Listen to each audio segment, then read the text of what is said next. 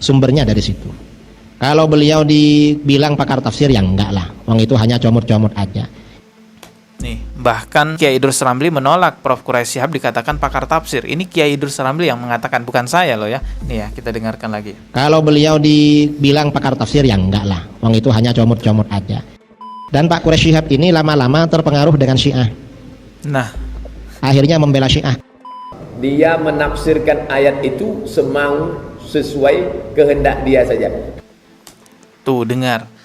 Ustadz Abdul Somad mengatakan dia menafsirkan Al-Quran semau sekehendak dia saja gitu ya. Teman-teman dengarkan baik-baik ini. Istrinya tak pakai jilbab, anak-anak perempuannya pun tak pakai jilbab.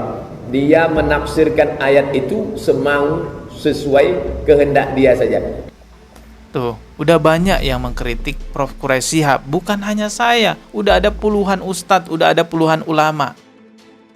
Assalamualaikum warahmatullahi wabarakatuh. Selamat datang kembali di channel Dodi Sefriadi. Subscribe dan juga loncengnya ditekan. Yang baru mampir di channel ini biar gak ketinggalan video berikutnya yang akan saya upload di channel ini. Kemarin saya mengkritisi perkataan Prof. Quraisy Shihab yang mengatakan bahwasanya bisa jadi agama non-muslim atau agamanya orang kafir yang benar gitu ya. Nauzubillahi min zalik. Ini adalah syubhat yang sangat berbahaya sekali karena disampaikan oleh seorang profesor. Dan pengikut fanatik butanya Profesor Quraisy Shihab nampaknya tidak terima dengan kritikan saya, hingga akhirnya banyak yang berkomentar merendahkan saya gitu ya. Ini coba saya bacain aja komentar dari pengikut fanatik buta Prof. Quraisy Shihab ya. Dodi punya background apa kok mengomentari Habaib Quraisy Shihab? Waduh, saya dipertanyakan nih backgroundnya apa gitu ya. Terus ini juga, hey Dot, wih sapaannya hey Dot gitu ya. Sadar dirilah, lu tuh siapa? Nuntut ilmu di mana? Mondok di mana? Sok-sokan ngomentari Prof. Quraisy Shihab. Kalau perbandingannya gelar pendidikan, tentu tidak terbandingkan antara profesor dengan saya yang hanya lulusan S1. Kalau profesor itu udah di atasnya S3.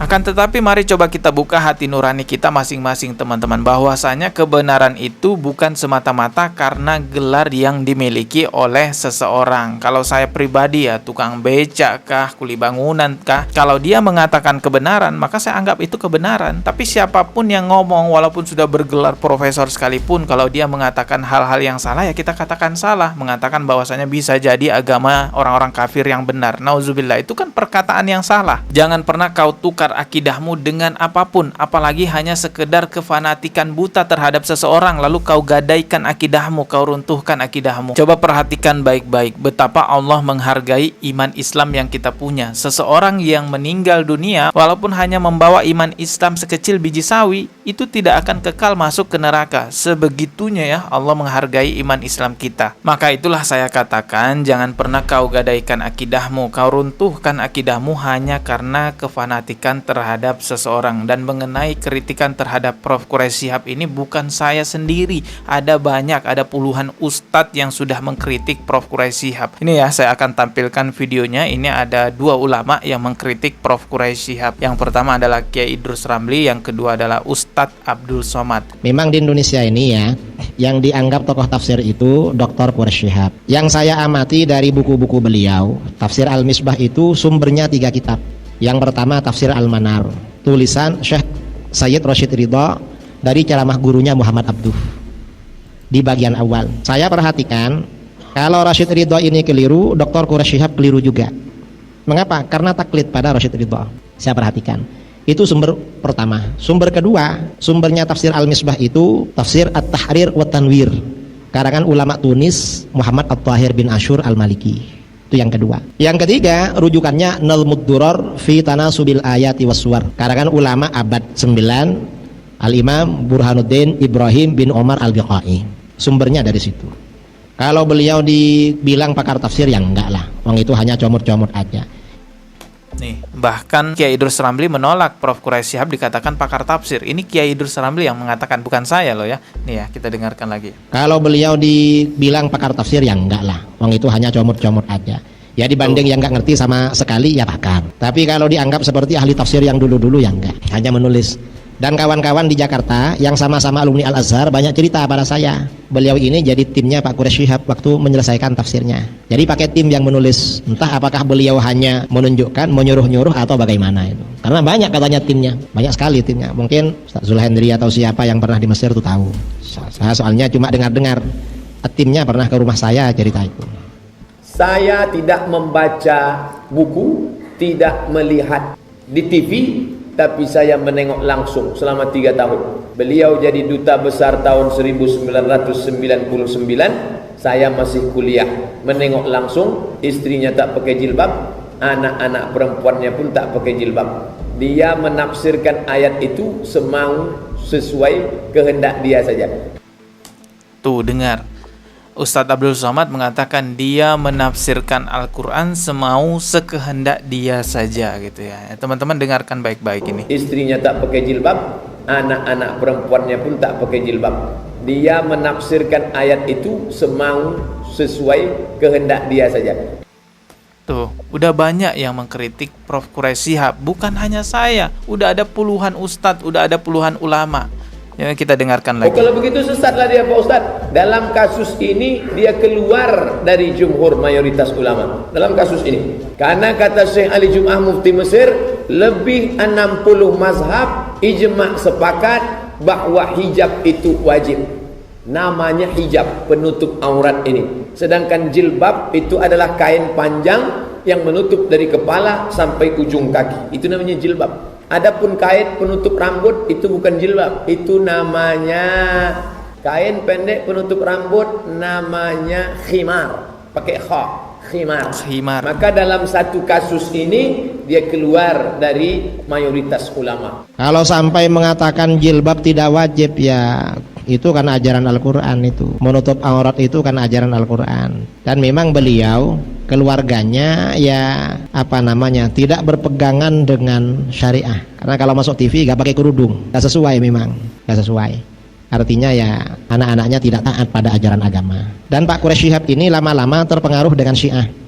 Nah, akhirnya membela Syiah, menulis buku berjudul Sunnah Syiah Bergandengan Tangan. Akhirnya dibantah oleh kawan-kawan saya di Pondok Pesantren Sitogiri dengan buku berjudul Sunnah Syiah Mungkinkah Bergandengan Tangan.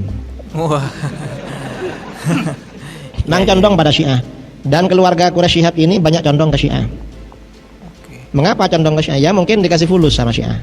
waduh. Karena Syiah ini banyak uangnya. Saya setelah dialog dengan Syiahnya kalah, saya sering ditelepon diajak ke Iran. Katanya mau dibiayai, dengar-dengar mau dikasih uang saku 4 miliar.